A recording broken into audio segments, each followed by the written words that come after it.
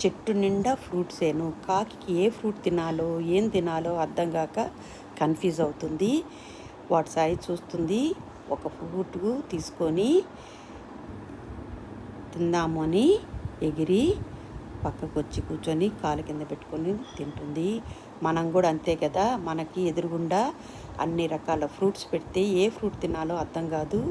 అదే పరిస్థితి కాకిది కూడా. అన్ని ఫ్రూట్స్ చెట్టుకు చూసేసరికి ఏ ఫ్రూట్ తినాలో దానికి అర్థం కాలేదు.